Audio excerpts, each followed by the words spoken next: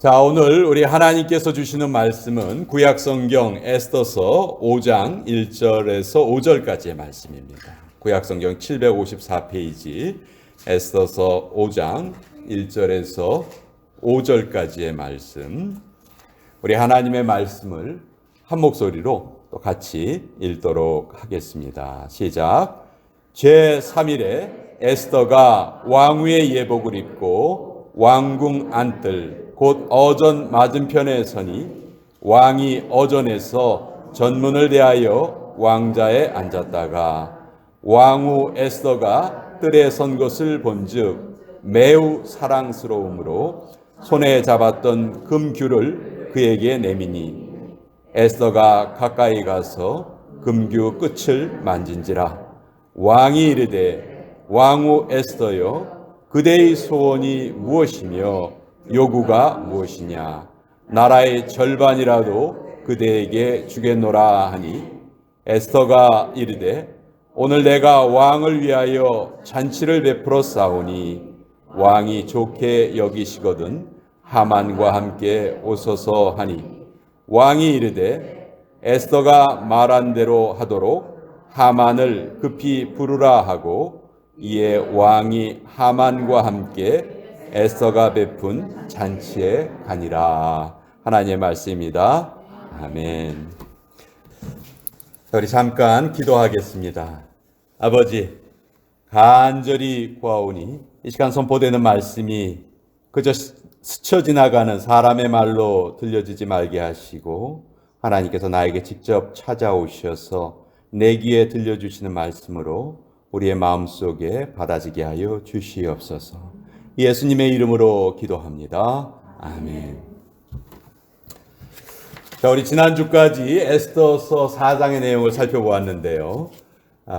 에스더가 왕비가 되고 에스더를 키워줬던 모르드게가 하만이라는 그 나라의 이인자에 절을 하지 않는 바람에 유대인들 전체가 다 멸절을 당할 위기에 처했습니다.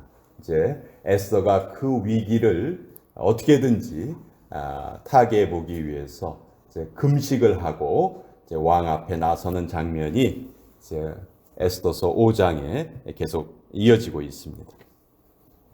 자, 에스더가 이제 정말 죽으면 죽으리이다 결단을 하고 왕 앞에 나섰습니다. 에스더서 5장 1절에 보면 제3일에 에스더가 왕후의 예복을 입고 왕궁 앞 안뜰 곧 어전 맞은편에 섰다 이렇게 기록되어 있습니다.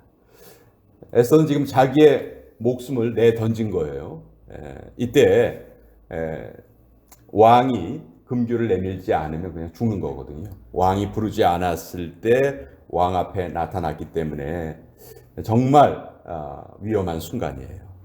그런데 바로 이 순간 정말 놀라운 기적이 벌어졌습니다. 그 왕의 눈에 이 에스더가 너무나 사랑스럽게 보였던 거예요. 아이고 에스더가 원래 예쁘니까 그렇지 그랬을까요? 그랬다면 왜 30일 동안이나 에스더를 부르지도 않아요? 그렇게 예뻤다면. 또 지금 에스더의 상황을 한번 생각해 보세요. 3일 동안 금식을 했어요. 온몸의 기운을 다 짜내서 기도했습니다. 금식해 보신 분들 아시겠지만 참 힘든 상황이에요. 이런 경우에는 아무리 평소에 이쁜 에스더라 할지라도 평소의 모습보다 더 예뻐 보이기가 사실은 불가능하죠. 게다가 어디에서 칼이 날라와서 자기 목을 칠지도 모르는 그런 순간이에요. 잔뜩 지금 에스더가 긴장을 하고 있는 그런 상황입니다. 결코 예뻐 보일 수 없는 그런 상황인데 갑자기 왕이 에스더를 가장 아름답게 보았어요. 왕의 눈에 우리말로 콩깍지가 씌었다 그런 말을 쓰죠. 왕의 눈에 지금 콩깍지가 씌운 겁니다. 왜 이런 일이 생겼을까요? 누가 보이지 않게 일하셨을까요? 바로 우리 하나님이시죠. 3일 동안 유대인들을 위해서 전심을 다해서 금식 기도를 하고 그 목숨을 내던진 그 에스더의 모습을 하나님께서 너무 귀하게 보신 거죠. 그래서 왕이 에스더를 딱 보는 순간에 그냥 갑자기 뭐 엘리자베스 테일러 더하기 그레이스 켈리 더하기 오드리 헵번 뭐 이거 다 더해 놓은 것보다 더 예쁘게 왕의 눈에 보이게 된 것이죠. 이것이 끝이 아니에요. 더 놀라운 것은 그 다음에 이어지는 왕의 말입니다. 5장 3절에 이렇게 기록되어 있어요. 왕후 에스더여, 그대의 소원이 무엇이며 요구가 무엇이냐? 나라의 절반이라도 그대에게 주겠노라. 나라의 절반이라도 주겠대요. 사실 이 표현은 관용적인 표현이에요. 신약 성경에도 똑같은 표현이 나옵니다. 마가복음 6장 23절에 보면 내가 내게 구하면 내 나라의 절반까지도 주리라. 이건 누가 한 말이냐 하면 헤롯 안디바가 한 말인데, 이 헤롯 안디바가 자기 이복 동생의 빌립이라는 이복 동생이 있었는데 그 아내를 빼앗아서 결혼을 합니다. 헤로디아라는 여인하고 결혼을 하는데 헤로디아도 사실 헤롯 안디바하고 결혼하기를 원했어요. 그 헤로디아에게 살로메라는 딸이 있었거든요. 근데 이 살로메가 헤롯의 생일날 아주 뭐 춤을 잘 췄나 봐요. 그러니까 너무 이렇게 헤롯을 기분 좋게 해줬어요. 그랬더니 이제 헤롯이 기분이 좋아서 내가 네가 원하는 거라면 나라의 절반이라도 주겠다, 그런 말을 합니다. 이때 헤로디아의 딸 살로메가 뭘 요구하냐 하면 세례 요한의 머리를 소반에 얹어서 나에게 주소서, 이런 요구를 하죠. 결국 이 일로 세례 요한이 순교를 당하게 됩니다. 어쨌든 나라의 절반이라도 주겠다, 이 표현은 무슨 부탁이든지 다 들어주겠다 하는 그런 말입니다. 이 말은 사실 아하수에로 왕이 자기가 자기 뜻대로 말한 것 같지만요, 사실은 하나님께서 지금 아하수에로 왕의 마음을 꽉 쥐고 이제 에스더와 유다인을 위한 도구로 사용하시는 거예요. 근데 왕은 이걸 몰라요. 그냥 자기가 자기 기분이 좋아서 이렇게 말한 걸로 하죠. 그렇게 생각을 하죠. 그렇지 않습니다. 모든 것은 다 하나님께서 이루어 가시는 섭리 가운데 다 들어 있습니다. 악인도 악한 날에 적당하게 지으셨다, 하나님 그렇게 말씀하셨죠. 그래서 모든 상황이 하나님의 손에 있다 하는 것을 우리가 알게 되면요, 우리의 마음이 편안해집니다. 푸틴 같은 정치인을 위해서도 우리가 기도해 줄 수 있어요. 지금 푸틴은 자기가 자기 뜻대로 뭐 이렇게 전쟁을 일으키는 것 같지만 사실 다 하나님의 섭리 가운데 있는 거거든요. 이 세상에 우연이라는 것은 없습니다. 다 하나님의 뜻입니다. 자, 에스더가 지금 자기 민족의 운명을 하나님께 맡기고 기도하고 또 죽으면 죽으리라 이렇게 각오를 가지고 왕 앞에 나섰을 때 하나님께서는 그녀의 발걸음을 한 걸음도 헛되게 하지 않으신 거죠. 자, 죽을 줄 알았는데 죽기는커녕 이제 왕이 무슨 부탁이든지 다 들어주겠다고 하니까 에스더의 문제가 다 해결된 것처럼 보입니다. 이제 에스더가 왕이시여, 날 좀 살려주시옵소서, 우리 민족을 좀 살려주시옵소서, 딱 이렇게 구하면 금방 문제가 다 해결될 것 같아요. 그런데 에스더가 왕의 질문에 이상한 대답을 해요. 엉뚱한 대답을 해요. 4절에 보면 오늘 내가 왕을 위하여 잔치를 베풀어 싸우니 왕이 좋게 여기시거든 하만과 함께 오소서. 에스더가 잔치를 이미 준비해 놨대요. 이런 걸 보면 에스더에게는 어떤 확신이 있었던 것 같아요. 나는 죽지 않을 것이다. 그런 어떤 확신이 있었던 것 같아요. 에스더는 왕을 잔치에 초대하는데 하만이랑 같이 오시옵소서 이렇게 부탁을 해요. 그러니까 왕이 기분이 좋아서 하만을 빨리 불러라 그래가지고 하만하고 같이 에스더가 베푼 잔치에 가서 이제 즐깁니다. 먹고 마시고 마음이 아주 즐거워졌어요. 그러니까 왕이 에스더에게 그 자리에서 한 번 더 물어봅니다. 내 소원이 뭐냐? 뭐 때문에 그 규례를 어기고 나에게 나왔느냐? 왕은 이게 궁금한 거예요, 지금. 왜 왕비가 목숨을 걸었을까? 궁금하죠. 근데 이번에도 에스더가 자기의 속마음을 말하지 않고 내일 내가 한 번 더 잔치를 베풀 테니까 내일도 잔치에 오시옵소서. 그럼 내일 제가 다 알려드리겠습니다. 이렇게 말을 합니다. 저는 에스더가 이 금식 기도를 하는 동안 아주 비상한 지혜를 갖게 된 것이다. 그렇게 생각을 해요. 지금 왕과 하만의 관계는 아주 밀접한 관계입니다.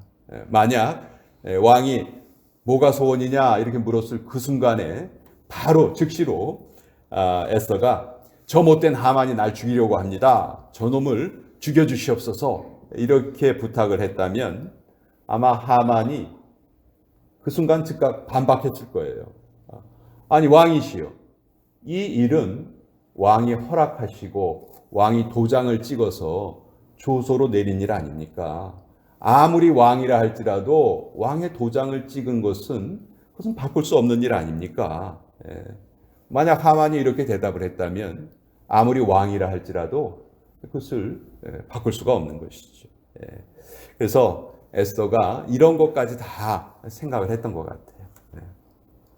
여러분, 일반적으로 누구에게 부탁을 하는 입장이 아쉽습니까? 아니면 들어주는 입장이 아쉽습니까? 되게 부탁을 하는 쪽이 좀 숙이고 들어가죠. 부탁하는 쪽이 좀 아쉽습니다.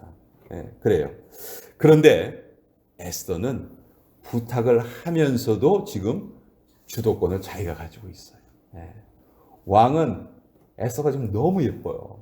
그래서 어떻게 하든지 에스더가 원하는 거라면 다 들어주고 싶어요. 근데 에스더가 소원을 말하지 않아요. 그럼 누가 더 속이 타는 거예요? 지금 왕의 속이 더 타는 거예요. 왕의 마음이 더 간절해집니다. 지금 에스더가 이렇게 뜸을 들이는 이유는 왕과 하만의 사이를 벌어지게 하기 위한 에스더의 그런 계획이 있었던 것이죠. 어떻게 떼어놓는가? 왕을 잔치에 초대하는데요. 계속해서 하만이랑 같이 오시옵소서 이렇게 부탁을 해요. 첫날 잔치는 내가 왕을 위한 잔치에 하만을 데려오시옵소서 이렇게 부탁을 하지만 둘째 날 잔치는 아예 에스더가 어떻게 말하냐면 왕과 하만을 위한 잔치를 베풀 테니 또 오시옵소서 이렇게 얘기를 합니다. 자, 왕이 첫날에는 내가 하만을 총애하니까 에스더가 하만을 같이 불렀구나 이렇게 생각을 하지만 둘째 날에는 잔치의 제목이 자기를 위한 잔치가 아니죠. 자기와 하만을 위한 잔치예요. 아니, 어떻게 나를 위한 잔치가 아니고 나와 하만을 위한 잔치라고 하지? 내가 이 하만을 너무 높여놓은 거 아니야? 그래서 왕비가 나하고 하만을 같은 동급으로 생각하는 거 아니야? 내가 왕인데 하는 이렇게 왕이 생각할 수 있도록 지금 에스더가 상황을 만들어가고 있는 거예요. 자, 에스더의 이런 속마음을 모르는 하만은 잔치에 초대를 받고선요. 우리 보통 그런 표현 쓰죠. 입이 어떻게 된다? 입이 다물어지질 않는 거예요. 이 수많은 페르시아 사람들 중에서 왕과 왕비가 즐기는 잔치에 딱 한 사람이 초대를 받았는데 그 사람이 바로 나야. 좋아서 어쩔 줄을 몰라요. 첫날에는 잔치를 잘 즐기고 둘째 날에도 또 초대를 받잖아요. 그래서 기분이 좋아서 이제 잔치가 끝나고 집에 가려고 대궐문을 딱 나서는데 그 순간 하만에게 누가 보입니까? 모르드게가 대궐문 앞에 있는 게 또 보이는 거예요. 모르드게는 이번에도 하만을 본 척도 안 해요. 일어나지도 않고 움직이지도 않고 뭐 절도 하지 않고. 그걸 보는 순간 이 하만이 너무 화가 났어요. 그렇지만 그날은 어떤 날이에요? 기분이 너무너무 좋은 날이잖아요. 잔치도 즐겼고 또 그 다음 날도 잔치에 초대를 받은 날이에요. 그래서 그냥 꼭 참고 집에 갑니다. 집에 가서 자기 아내하고 친구들을 불러가지고 막 그날 있었던 일을 떠벌려요. 내가 잔치에 초대를 받았고 내일도 또 간다. 예. 근데 그 모르드게 그 놈만 생각하면 그냥 피가 거꾸로 치솟아 올라. 너 너무너무 그놈 때문에 기분이 나빠 죽겠어. 뭐 이런 말을 이제 하고 있어요. 자, 오늘 여기에서 제가 여러분과 함께 살펴보고 싶은 것은 하만이 왜 어떤 때에는 기뻐하고 왜 어떤 때에는 기분이 상하는지 그것을 좀 같이 좀 알아보려고 해요. 하만이 기분이 좋은 이유는 뭡니까? 에스더서 5장 12절에 보면 또 하만이 이르되 왕후 에스더가 그 베푼 잔치에 왕과 함께 오기를 허락받은 자는 나밖에 없었고 내일도 왕과 함께 청함을 받았느니라. 잔치에 초대를 받은 게 너무 좋았던 거예요. 이것이 하만을 아주 기쁘게 했습니다. 그렇다면 하만이 분노한 이유는 뭡니까? 에스더서 5장 9절에 보면 모르드게가 대궐문에 있어 일어나지도 아니하고 몸을 움직이지도 아니하는 것을 보고 매우 노하나 이렇게 기록되어 있어요. 자, 그러니까 지금 하만이 기분이 좋고 안 좋고를 누가 결정하냐면요, 자기가 결정하는 게 아니에요.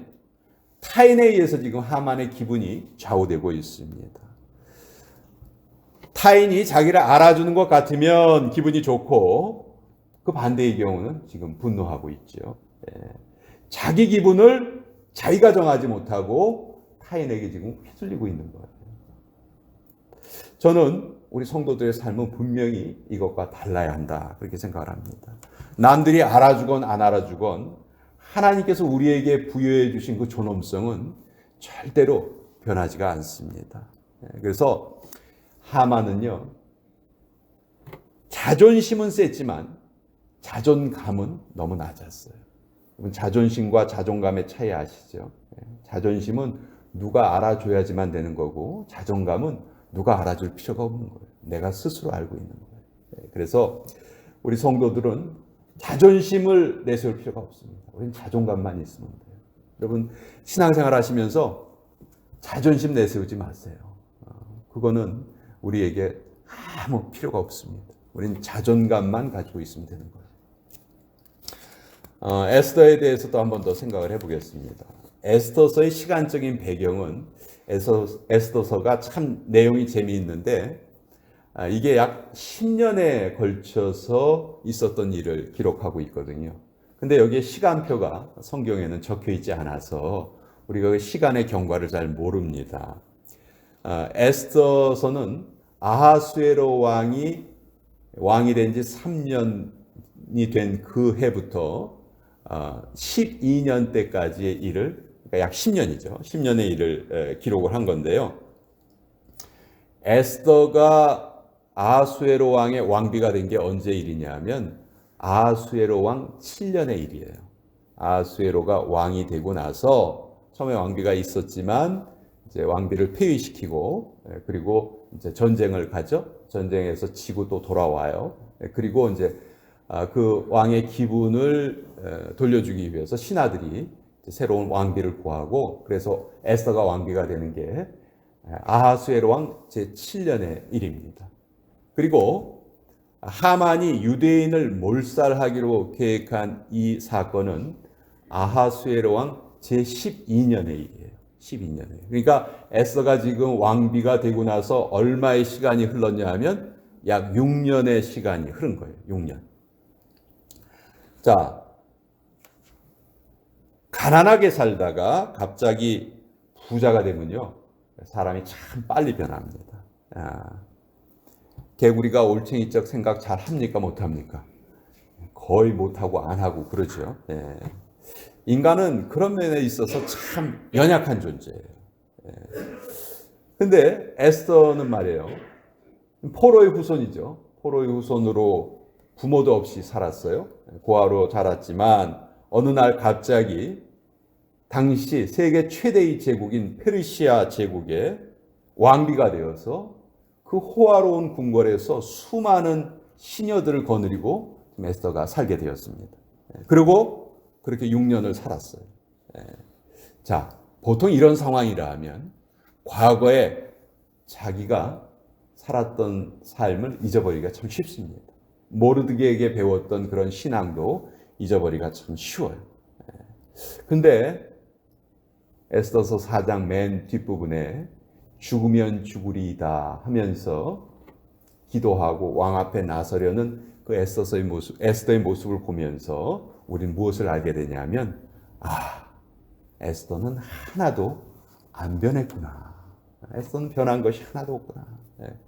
저는 이것이 우리가 좀 배워야 될 점이 아닌가 그렇게 생각을 해요. 환경에 영향을 받지 않고 신앙의 중심을 지킬 수 있었던 인물, 그 사람이 바로 전 에스더다. 그래서 남자 중에서는 이런 비슷한 신앙의 절개를 지킨 인물이, 아주 대표적인 인물이 다니엘이죠. 그렇죠? 다니엘. 사자굴에 던져지면서도 하나님을 향한 그 믿음을 잃어버리지 않았습니다. 그때 다니엘의 지위가 총리였거든요.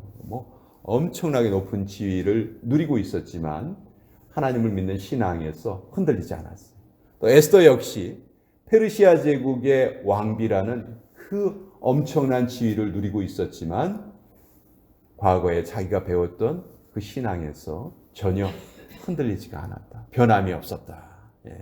그런 것이 우리가 에스더를 통해서 다시 또 배우는 그런 교훈이다 저는 생각을 합니다.